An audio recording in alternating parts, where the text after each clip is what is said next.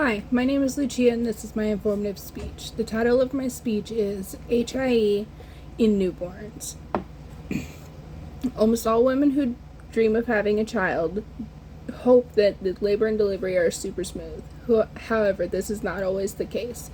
Have you ever heard of HIE? Hypoxic means lack of oxygen in the blood, ischemic means lack of blood flow to the brain, and encephalopathy means resulting in brain damage.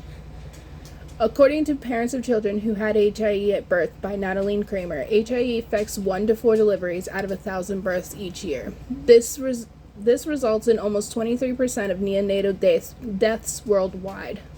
Most infants diagnosed with HIE at birth die by the age of 2 due to the complications of the birth injury. I first became interested in HIE when my son was diagnosed with it at birth due to medical malpractice.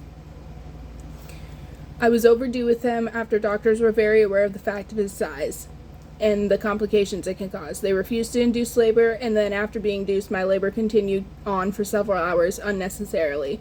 After this event was the start of my want to inform women of HIE and the birth injury that could be prevented. I was not informed, and this could have most likely been prevented in my case if I had known how to advocate for myself.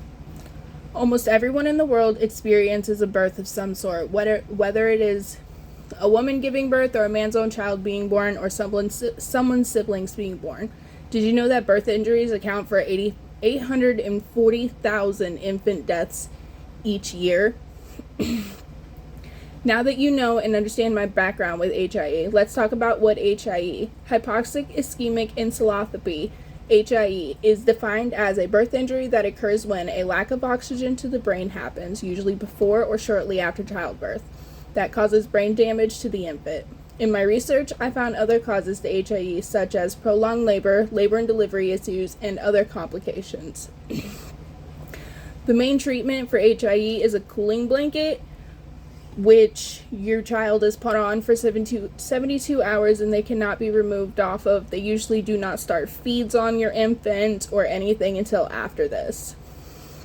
They bring the infant's core temperatures well down to 90 degrees. This is also known as therapeutic hypothermia. There are also many lifelong lasting effects that can be experienced from the birth injury, ranging from mild to severe.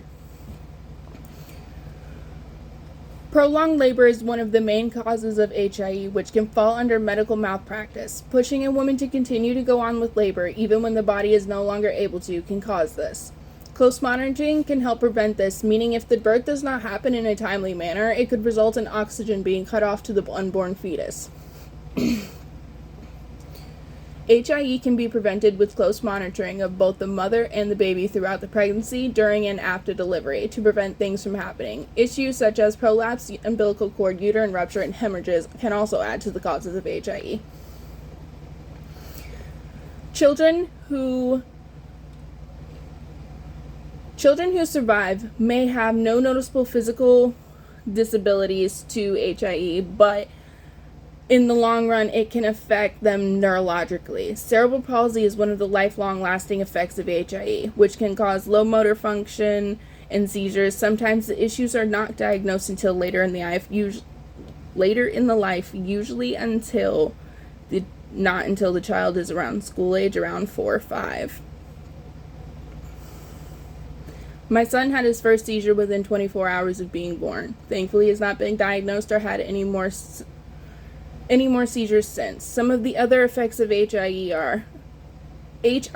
are difficulty breathing and low APGAR scores at birth. According to the American Academy of Pediatrics, APGAR scores are done when a baby is first born at 1, 5, and 10 minutes after birth in 5-minute increments up to 20 minutes. The APGAR tests for color, heart rate, reflex, muscle tone, and respiration. HIE can have unseen effects on children, their cognitive impairment, and other milestone delays. Throughout their life, all could be effects of being deprived of oxygen as a newborn. Treatments for HIE include just a few things, but there's a sizable number of therapies for infants diagnosed with HIE.